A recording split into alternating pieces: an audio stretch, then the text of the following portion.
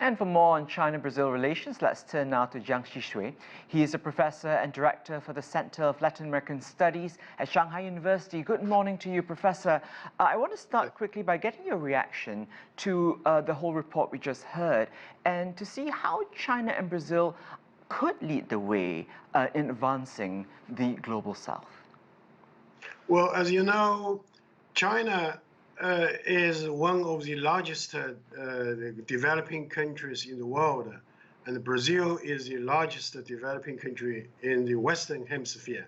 So there are many opportunities for the two sides to cooperate on such global issues as for pushing for global governance, adjusting the so-called global order, as well as pushing forward bilateral cooperation in infrastructure, investment, trade, and people-to-people exchanges.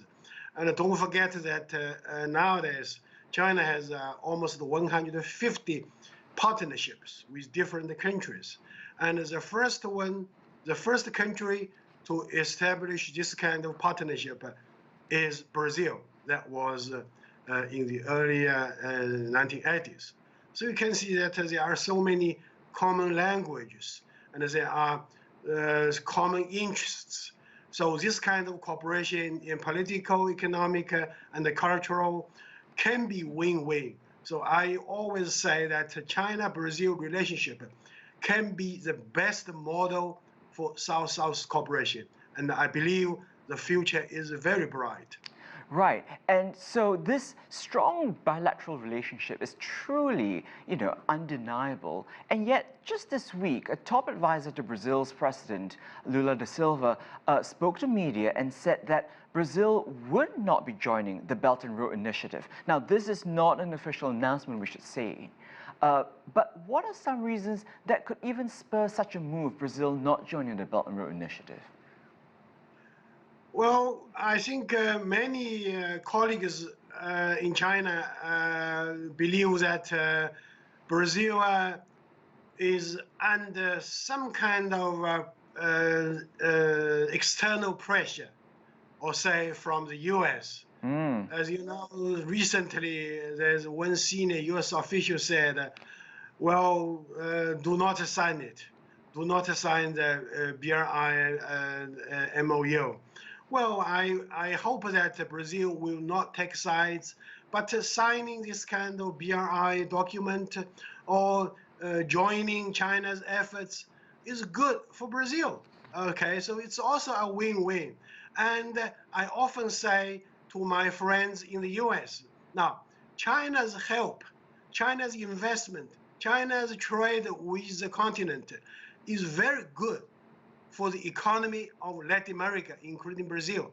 And a more prosperous Latin America is good for the US, okay? So suppose the continent of South America, the Caribbean, Central America can be richer. I believe that the US will have less problems on the US-Mexican border. Look at today.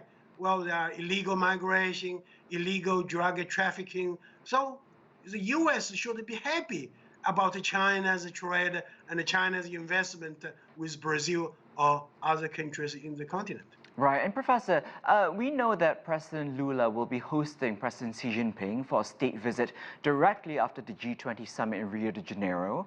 By all accounts, we can read this as yet another sign of these two countries, being really close. And how do you see this relationship growing? Yes, I believe that this coming meeting between the two sides will be one more step further to push forward this kind of bilateral relationship. Particularly, as you mentioned just now, well, so as you know, Brazil is hesitant about this kind of a BRI initiative. I hope that the two sides can talk frankly to deal with all kinds of issues. Apart from bilateral issues, there are so many common issues on the global stage.